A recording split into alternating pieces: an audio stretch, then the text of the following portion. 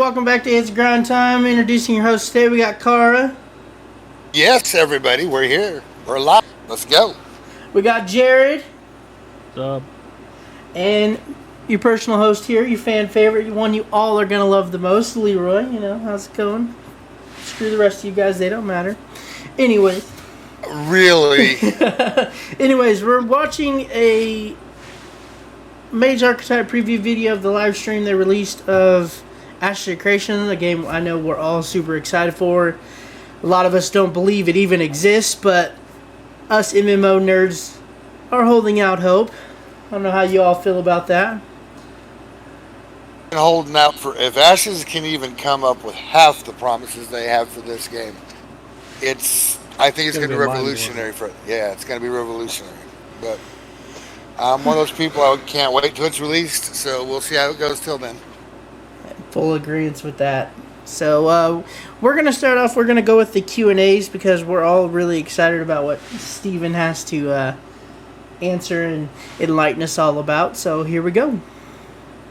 Into Q&A. I will just play the video again in the background so you have something visually compelling whilst we talk. We're not that visually compelling. I mean, we're still on the screen. I definitely... I'll speak for myself. I'm not that visually compelling. I mean, I think people would prefer to see the mage over looking at this. I love his energy. The first question here is from Blizz Bub over on... I'd be excited to build a game like this. Dungeons to ourselves. Right. How many dungeons will a party of adventurers have to access when they meet up each evening? In other words, will it be intentionally rare to find level appropriate dungeon content that is not already engaged by others? I think the concern here is more that because there's a lot of contested content, will there be enough content for everybody? Or will there be cases where there's so much congestion that they can't find something to do?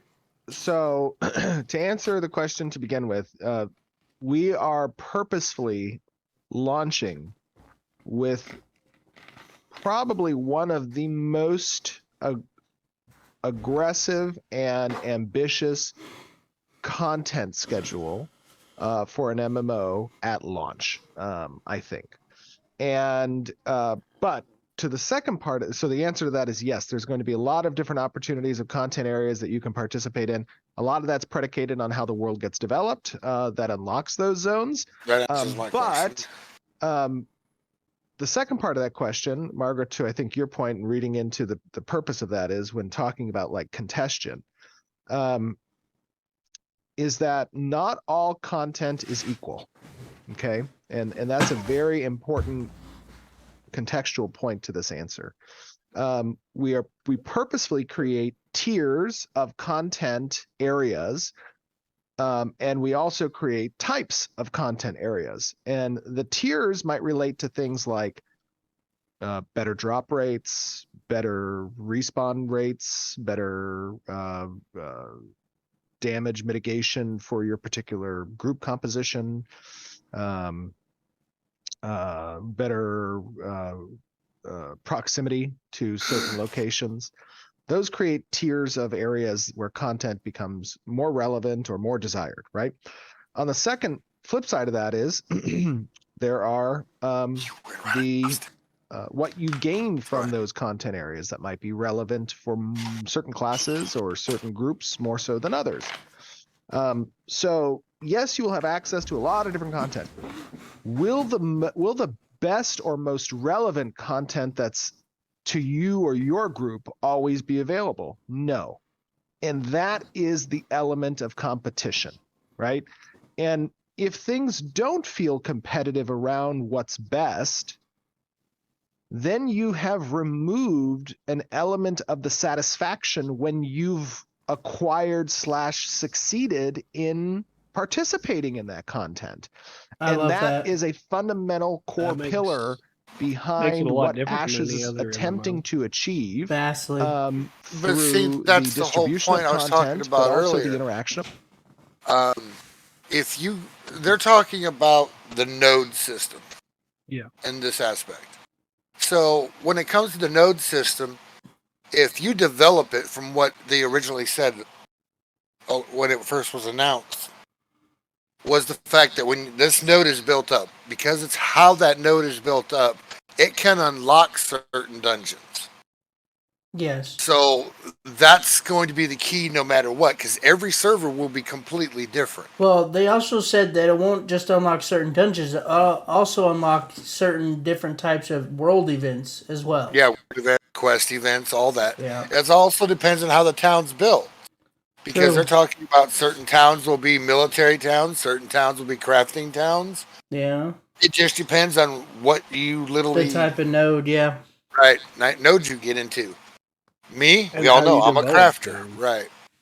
Yeah. But This they game were has- they also were talking about the way the node system works. You have your camps, your certain different levels all the way up to your metropolis.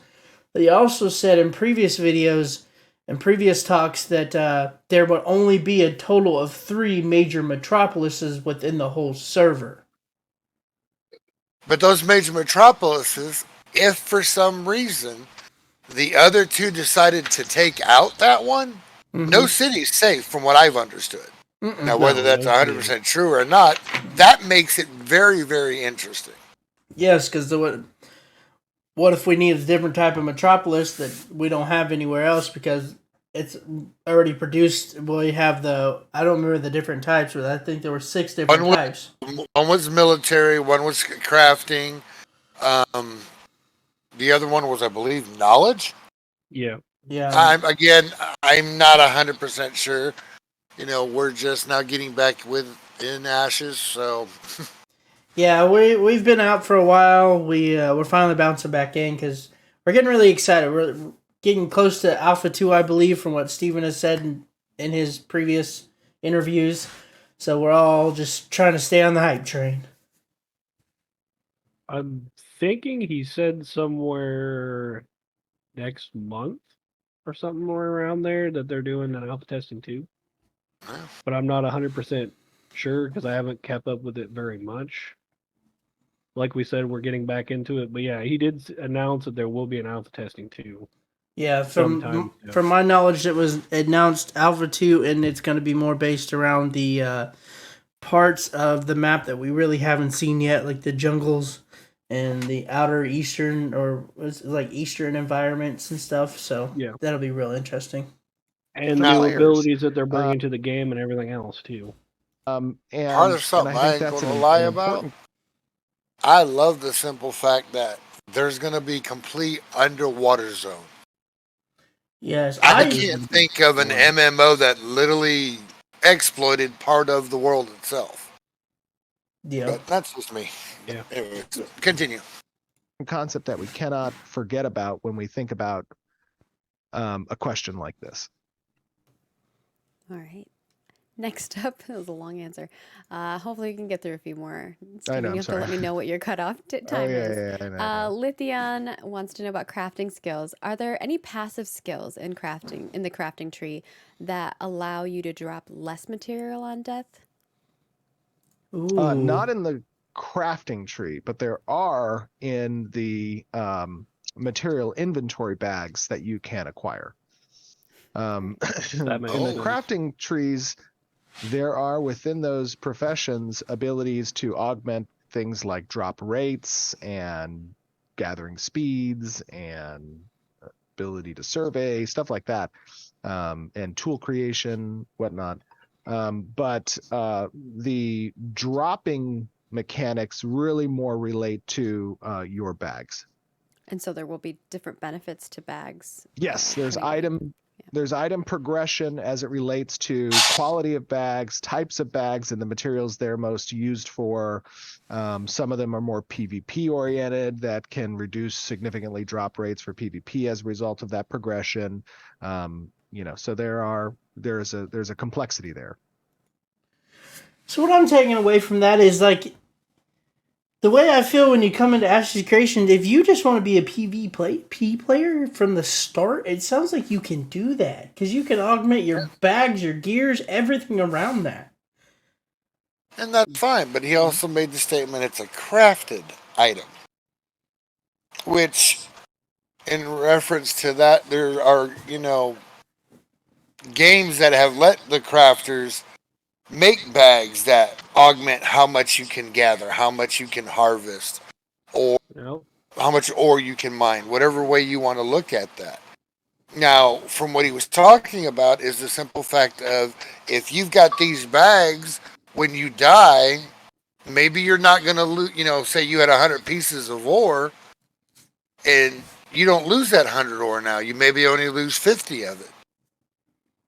That is a great incentive not only to up whatever the equipment or gear or crafting you're into. Yeah. But it lets you keep the resources that you've worked for in some form. It just makes it to where crafters are more important in this game than any other MMO. Oh, definitely. From what I've gathered, this game is going to be, it's going to be so just built from the ground up from players, and the aspect in the like MMOs I know we've played together, crafting is kind of just that side thing. Besides getting gear up, that's about the only Yeah, you thing get your people- gear up, you do your dungeons, you do your runs, you do your PvP, and when you're bored, you just kind of craft. Because, like, what we all played Final Fantasy together. The crafting seemed like such a side thing. Crafting. Yeah. See, as a crafter, I've done it in every professional game I've played, from WoW, from EverQuest to...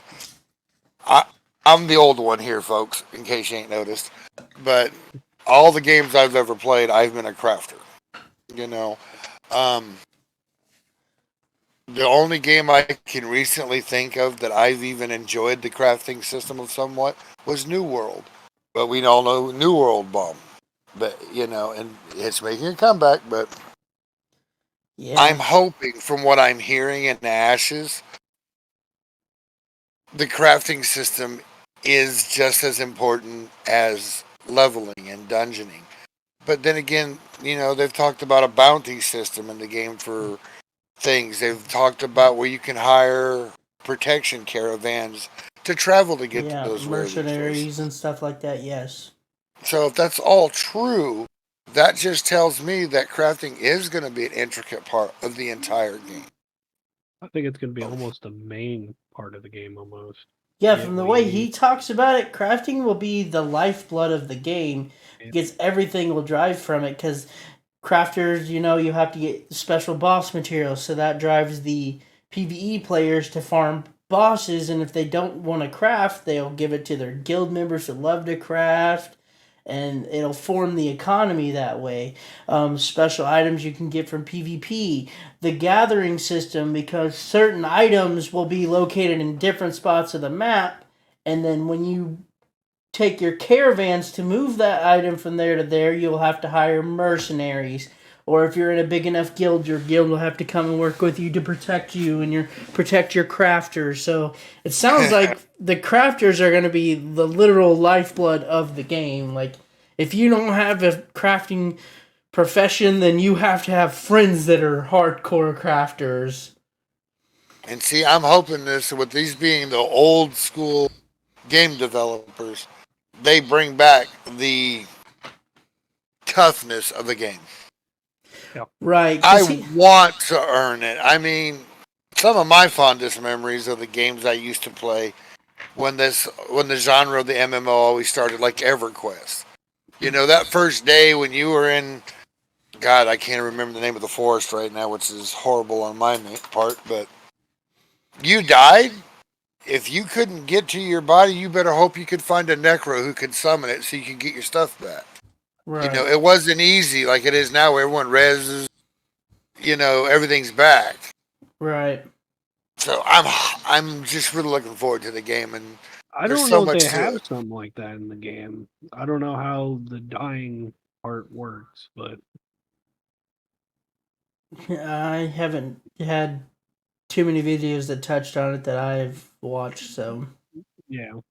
But we do have a little bit about it now, knowing that the craftable bags will help protect stuff like that.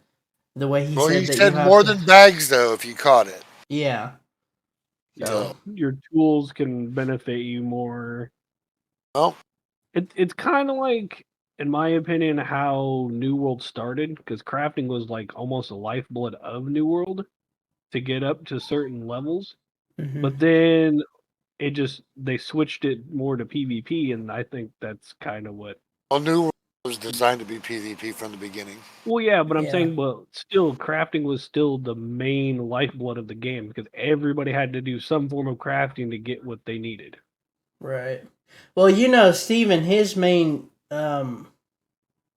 what's the word I'm looking for?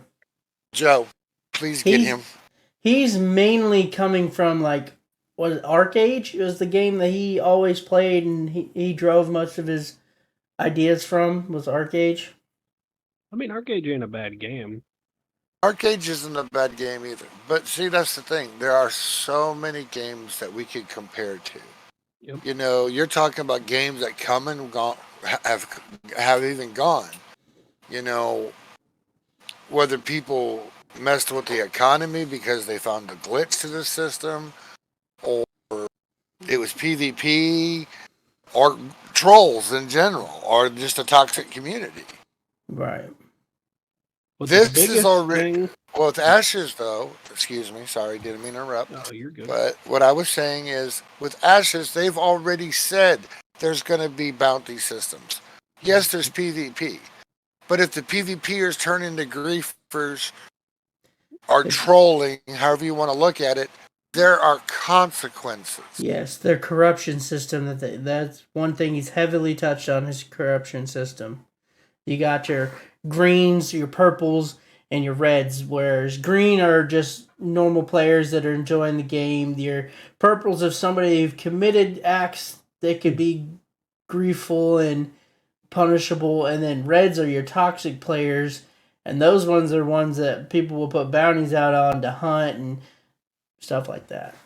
They'll And also if you're be really locked out good- of cities too, so they can't go in them until. Yeah. their See, the bounties nice come thing up. about it, the way I am, since I'm a crafter, I'm one of those people that I'm not petty, but I have no problem spending thousands of gold to put a bounty on you. So, hey. I even put bounties on my friends just for fun. So, You would be that one. yep, I'm probably gonna And end up with a Anduin bounty wants to on me. know about character guaranteed. Player death means XP debt and losing materials. The RP community wants to know, what are the in-game lore repercussions of revival upon death? For example, does my character lose memory? Are they weaker? Does a period of time occur before revival? What happens when we are actually come That's back funny. to We had this question yesterday in our PI meeting, and Steven, know, what kind of, happens in PI stays in PI. No, I'm just kidding. shoot! I'm I just hope kidding. you don't We're ban my good. account. Just kidding. No, I was gonna say that I'll kind of give the same answer I gave there. Is, that question touches a little close to the metaphysical nature of the universe and Ashes of Creation. It's a difficult one for me to answer without revealing perhaps too much of that metaphysical nature. What I will say is that there is a spiritual element, obviously, to Ashes of Creation and its universe and story and the lore. There is a spark, there is a mortal coil that the character has, which relates to kind of the interaction of resurrection or revival, and how it relates to the goddess of creation, your existence within that universe as a mortal coil.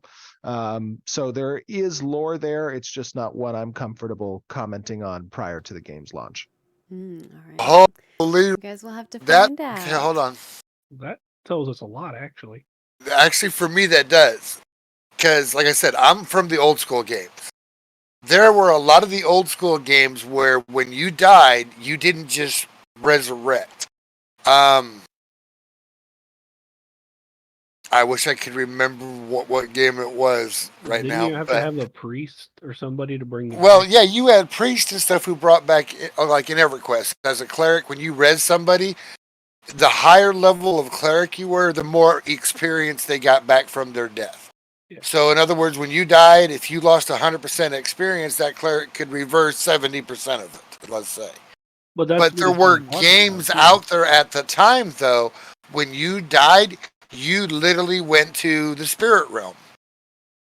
And you had a quest within the spirit realm for, say, like here, they're talking about, the goddess of creation. That would add such a cool element to death, but at the same time, it would need to be something that would be quick, because if you're in a raid and you're now stuck in the underworld, you know, and a cleric doesn't have the ability to res you back that quickly because you didn't complete your whatever, that would be a problem. And I think a lot of people would not like that. So again, speculation is what we're doing. Yeah, It that also would brings up lower the the. fact of. Go ahead. No, you're good. I was gonna say it also had to bring a fact of like making an item like a scroll or something so you could resurrect faster. If they added something like that to kind of help, you know, just in case your cleric already had used his ability and it's on cooldown, you can pop the scroll. So like to kind of crafters try to could bring it- make resurrection, high level resurrection scrolls, and players Yep. could carry like That'd one be in their cool. inventory. And see, that's the thing. If a player, well, you can't self-reviving even in D&D kind of thing.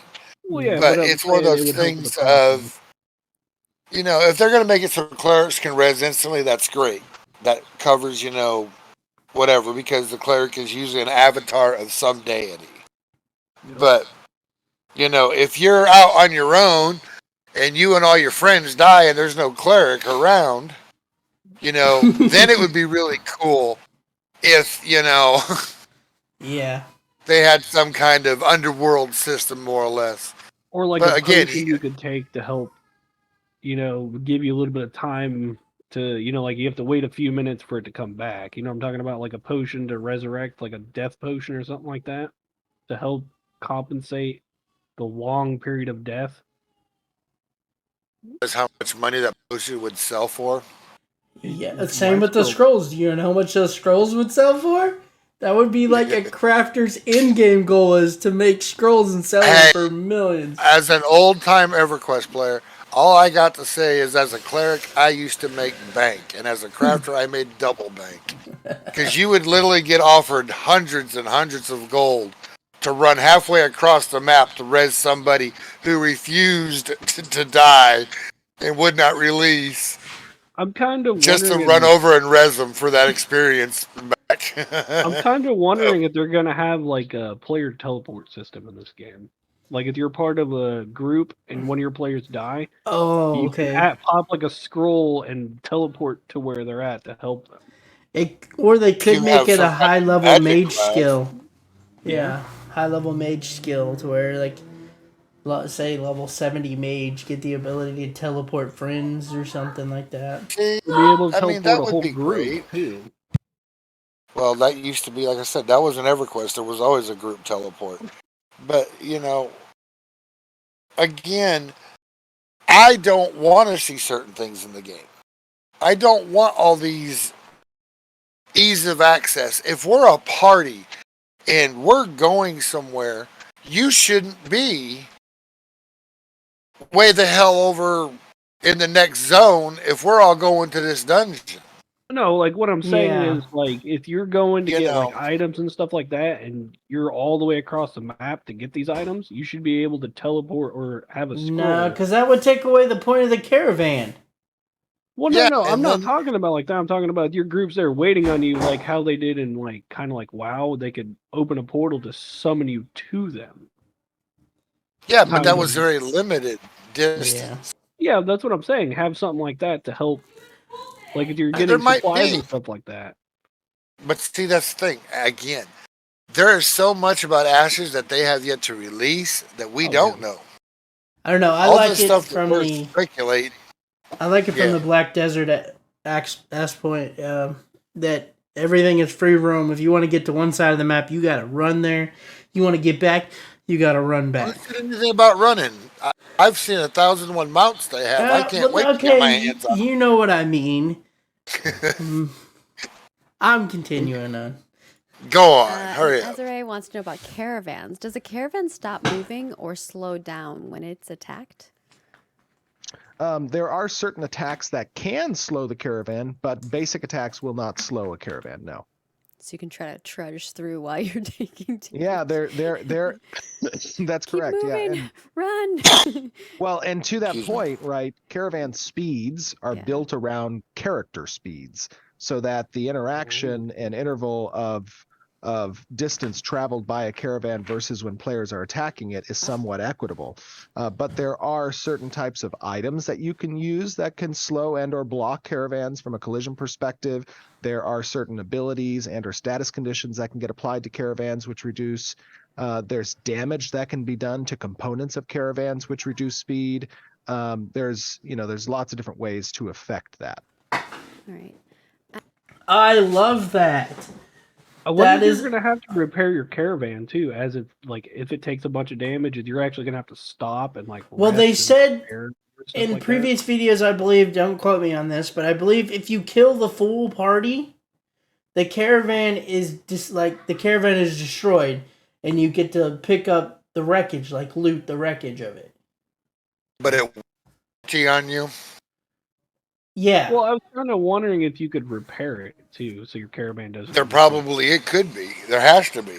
The way I think he's going to go with it, though, is it's not based on the caravan's health. Okay. Think of it like you're playing Paladins and you got the payload. The payload doesn't have a health bar. It's the players that have to stay around the caravan to keep it moving. If all players are too far away or killed, the caravan is done for. It's done. See, that's the thing. You could have a bunch of people raiding it and trying to pull everyone away from it. The caravan itself has to have some form of hit points. True. Because But he that also would- said that- there that- was items that could stop the movement of the caravan. You put a roadblock in front of a caravan, it's got to stop. Right, but there was items that will slow it and stop it. And I think that's the point, though, is they want it to where you have to kill the team. Destroy the obstacle. Yeah. It just makes it to where people have to work together more than Right. any other MMO. And then Pretty much, kind of it's going bringing back back to community. The resurrection stuff. Yes, But yes, this it from is, Nick, and that's what and we they're want. wondering about items. Will we have items that let us resurrect other players? We know that there are We certain just talked about all archetypes this. that will allow Yeah. that, but will there ever be items that allow it as well? Oh. Um, Ooh, I'm Steve's thinking hard on that so one. sorry. I just want to say right now, he's about to shut us down. That's what's about to happen.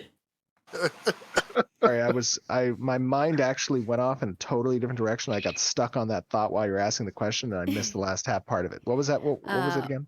Will we have items that let us resurrect other players? Oh yes, yeah. There will be scrolls of resurrection shot down. available. Although there Scrolls of Resurrection! Yes! We called it. We got one!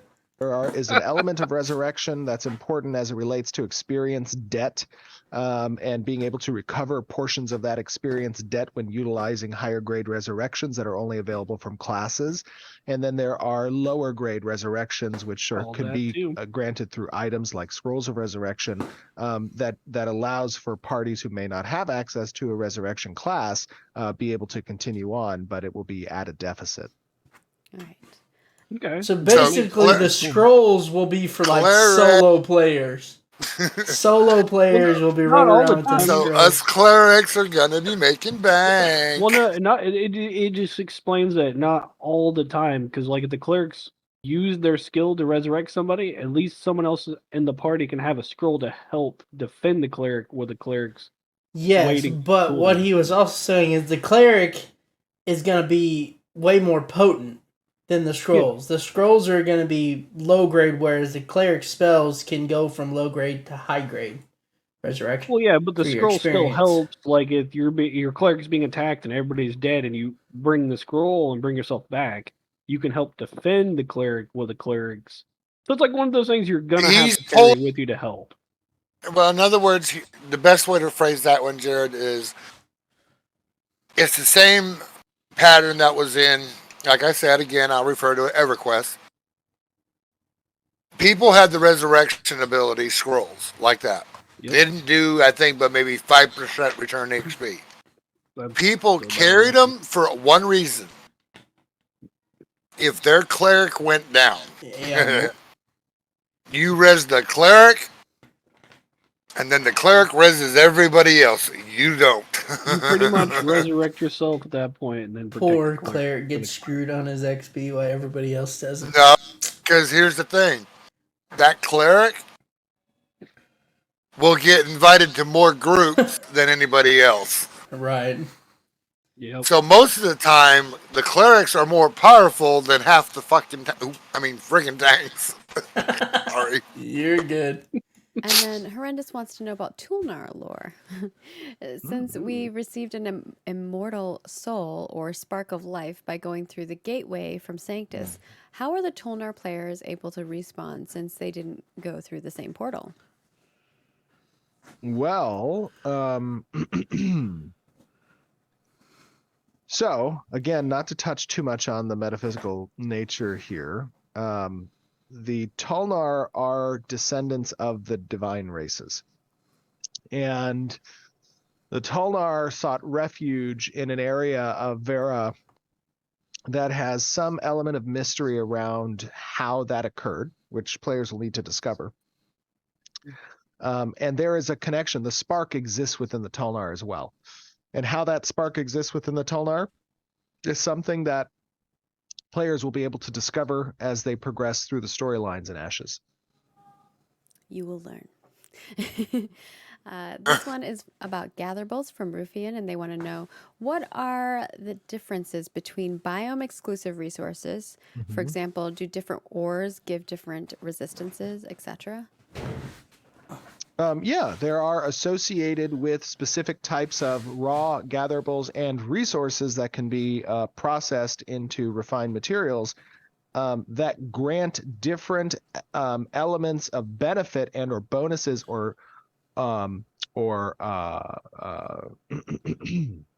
abilities to the different types of itemizations and or recipes that are available. So based on where that element can be found, there might even be relationships that are shared across different materials and or resources in those locations that share some of those characteristics that can be applied to items. So yes, it is specific to the material, and it's even grade potentially that are used. And then Sen Garden wants to know about gliding mounts, which we kind of showed a little bit today. Will gliding mounts be momentum based or feature any speed boosting mechanics to make the experience more skill based and interactive? Yeah, so important thing to note is that all mounts have the ability to acquire up to 4 abilities and skills. Some of those skills will be propulsion based or speed based that can enhance or increase or burst different speeds. Some might be defensive based that would protect the rider and the mount for a short period of time. Some can be offensive. And that's part of what interfaces with the animal husbandry system and the ability to train those mounts in order to unlock the use of those abilities. I think this is more of when... I love the fact that they're going to make mounts way more versatile than just get on my mount and run or fly. Yeah, you heard that there's a husbandry system, right? Yes. Which means you're training the pets and all that too. That's probably a class in some form. Oh, what do you mean? You think like a beast tamer?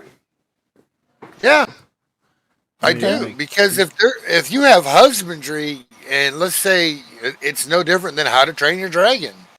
You're talking about a profession that literally would teach your dragon. So 1, you could ride it. 2, it would help your dragon maybe do a somersault, whatever. It'd also teach it to be. These more are all offensive and skills. defensive. Right.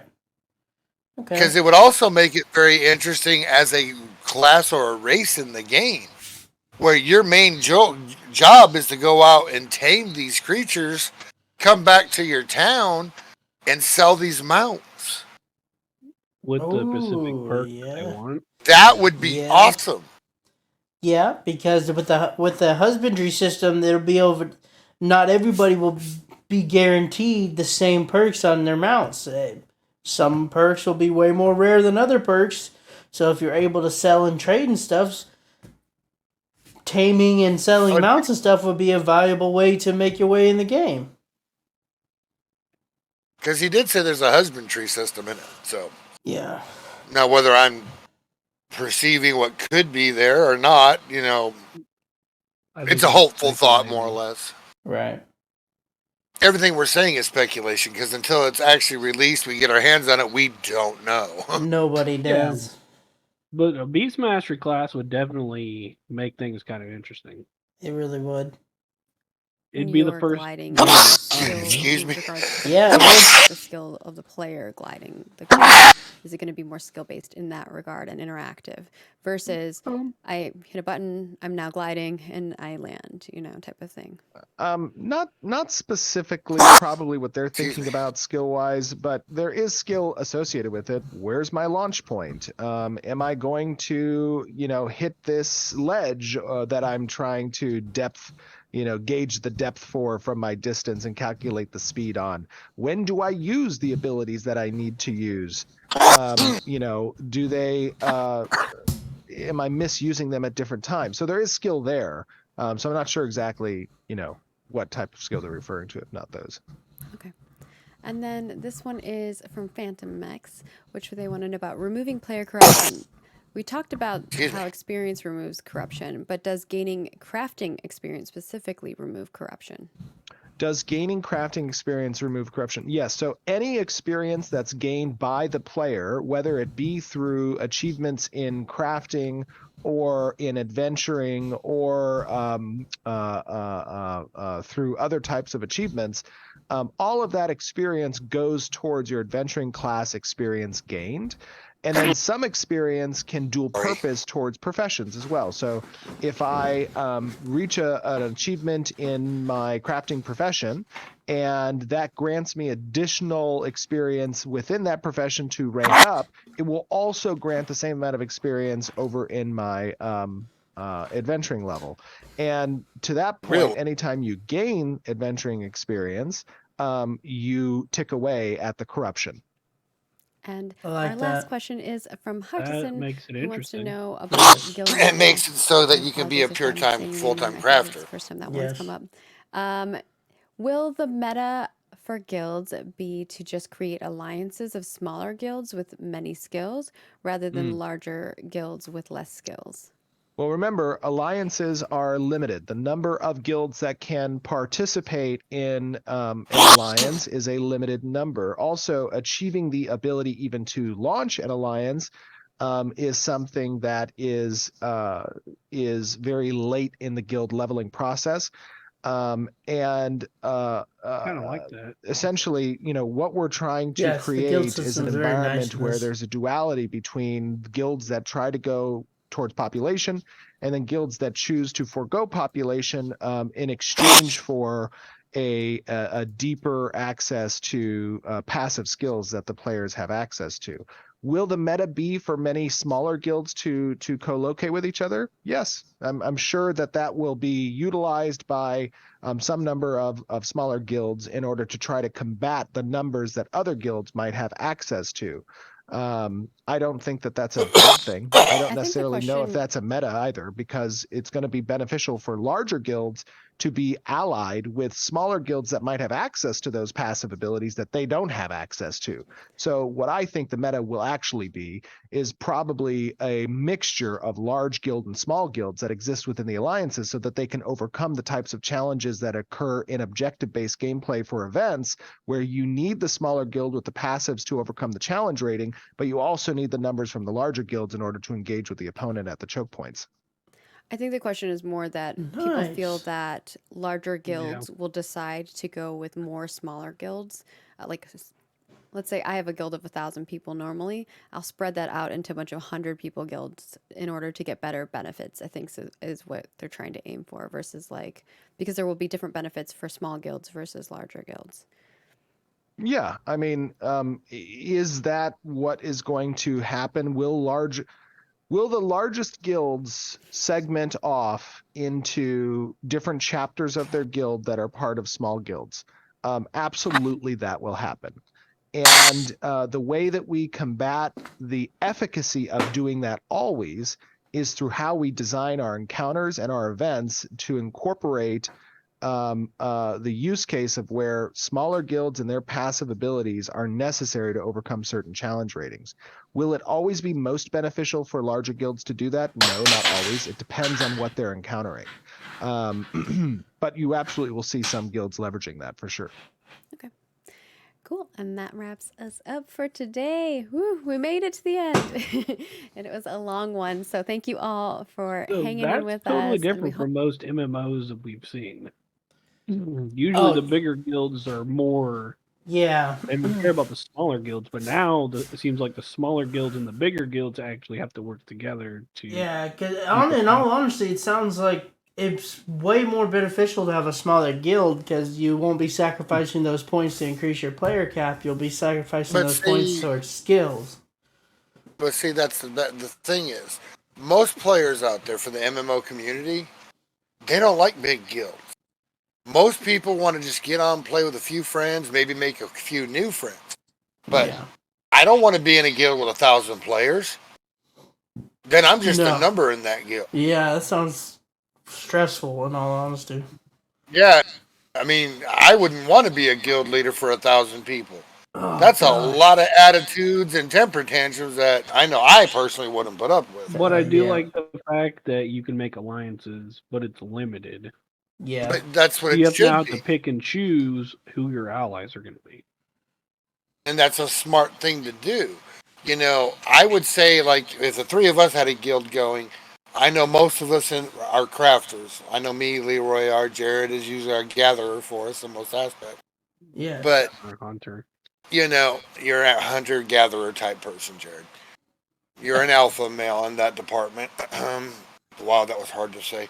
But point being, Really, guy. I'm sorry.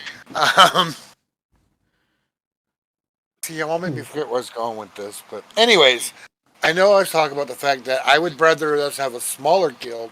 And being that if we're mostly crafters, well, guess what? I'm going to look out for a guild that, guess what? I know they're fighters and whatever.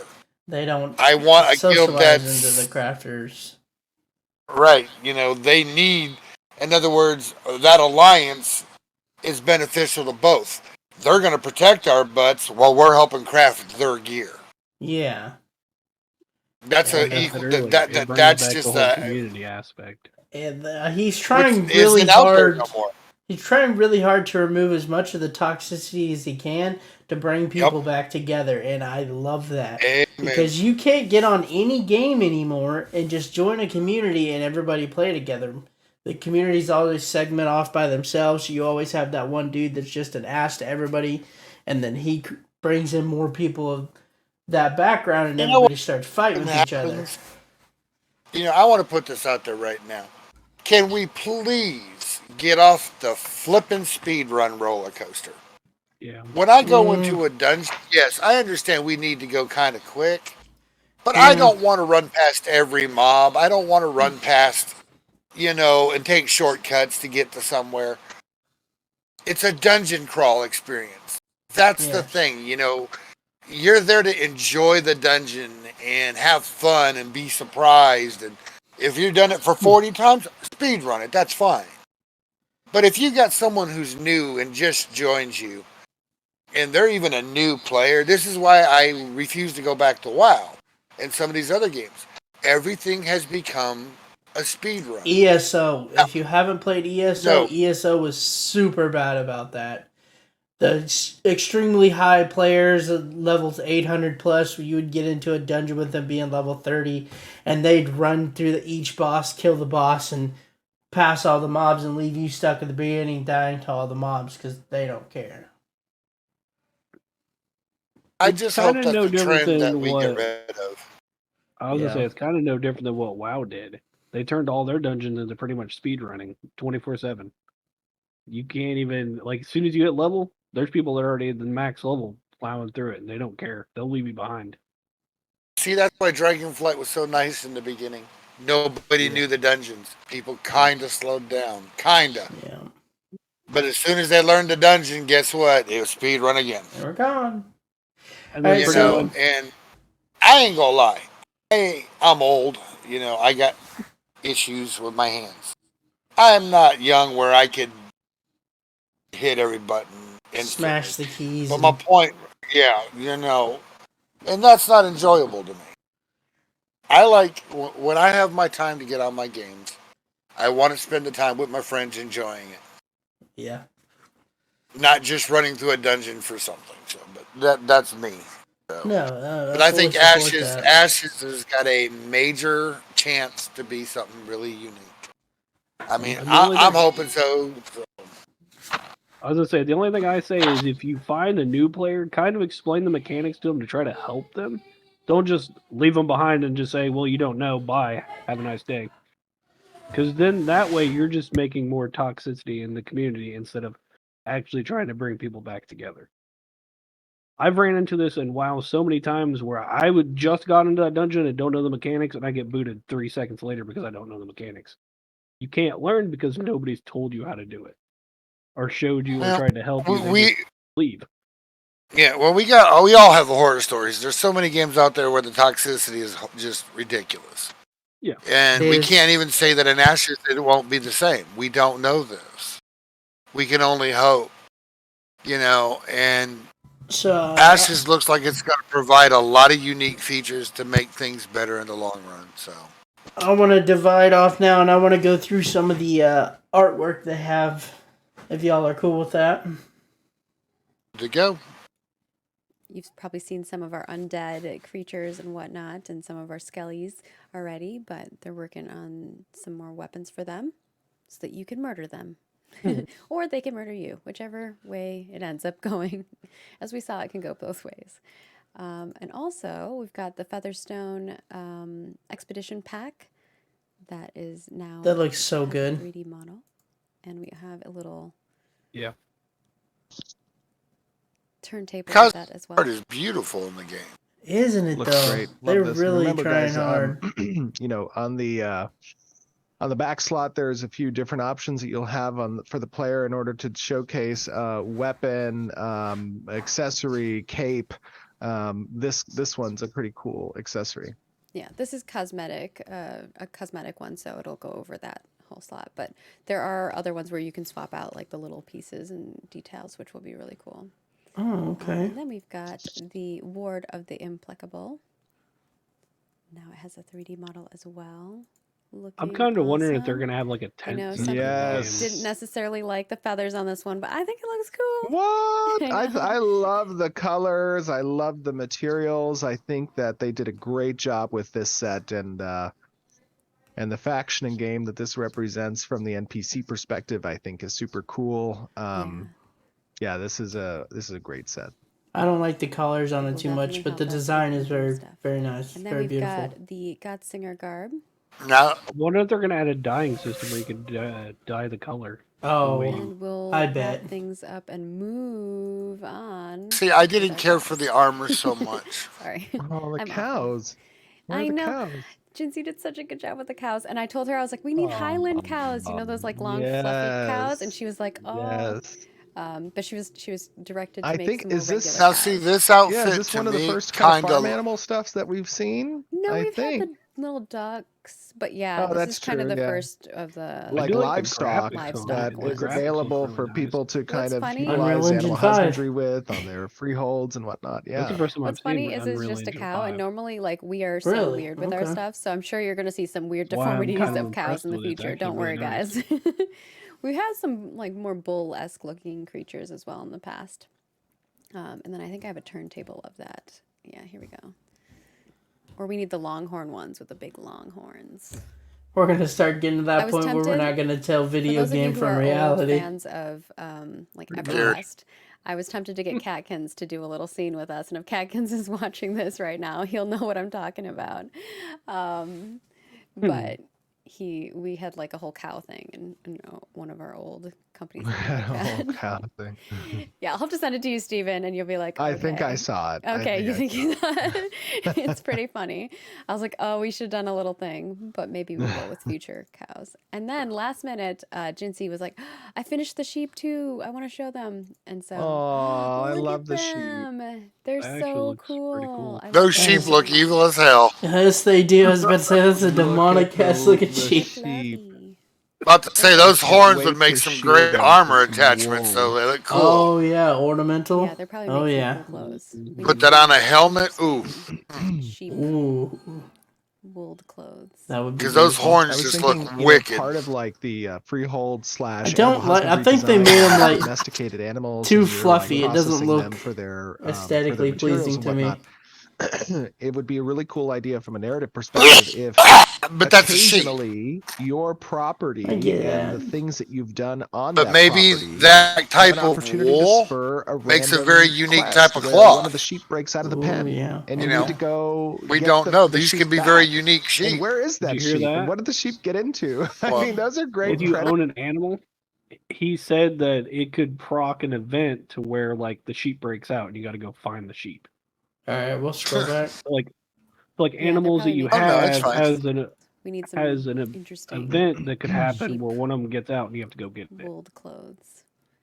I was thinking, That you would know, be part of interesting. like the freehold slash animal husbandry design when you've domesticated animals and you're like processing them See, for their husbandry. materials and Again, whatnot. he just mentioned it. It would be a really cool idea from a narrative perspective if occasionally your property and the things that you've done on that property have an opportunity to spur a random quest where one of the sheep breaks out of the pen and you need to go Wait. get the Hold sheep up. back. Do y'all just And catch where is that? that Yeah, sheep? pause it. No. Y'all just caught that he said your property. Your Yeah, the property, yes. That's what I was talking about. It'll randomly make an event happen for the No, property that you no. Yeah, you'll be able to buy territory. So we're going to be able to buy. So we'll be able to build and furnish our own home too. From what your that sounds. own homes. You can buy homes. From what I understand, you can buy homes in towns, and metropolises, and all. You can. You'll have your guild halls, and you can even have like some form of territory that you own. Yeah. So we could. So a crafter could just be happy home hunt. If Okay. you're a high level crafter, you can establish your foothold. But this What did brings the back sheep to get my into? question: are they going to bring beast mastery into it? Because who's going to go out and tame these things? I and think raise these that things? the way I'm looking at it is it's going to be something that everybody can do. It might be a sub skill.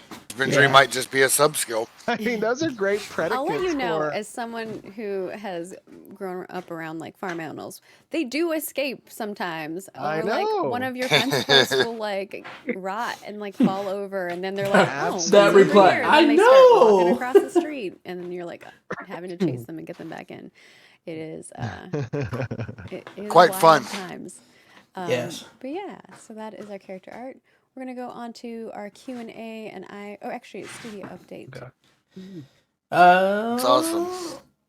I say that's pretty much it for right now. Yeah, I'm so excited for this game. There's so many possibilities, and Yeah. at this point, it seems like such a far off dream. But it's given hope. It's given hope to the dying community of MMO players that we so desperately need. To be able to have your own farm and actually have events that happen in that is actually really nice too. Yeah. Yeah, but remember, owning that. your own property, it is, if it's connected to the metropolis and stuff like that, it is destroyable. Yeah. So if you have a home in that area, you have to be a part of protecting your property when that metropolis is getting attacked, because you'll lose. From what I understand, it'll be saved as a preset. Your home will be saved as a preset until you can until the metropolis is built back up and you can restore your home. But in the meantime, it's gone. Yeah. You guys have any final comments you'd like to add in? Not really. Just can't wait. I'm They really pretty much hoping. answered questions. They answered a lot of the questions that I had. And we're only just now starting to learn a little bit from a tip of the iceberg kind of mentality. Right. The game itself has been out for a while, being worked on, being published, or whatever you want to look at it as. Right. And like I said in the very beginning, if they can back up half of the stuff that they've said, this game will be revolutionary in more ways than one. So Yeah, it's gonna change the MMO world, and I'm really excited for it. So, yep. All right, everybody. Thank you for watching. It's grind time. Myself, Car, and Jared are so thankful for y'all joining in, watching, and spending your time with us. Follow us on our social medias. We have Twitter. We have Instagram. We have talks of creating a TikTok. If y'all want to see us do some goofy stuff on TikTok, let us know. Never. Stay tuned for more. Thanks for watching, guys. We'll see you in the next one. See ya.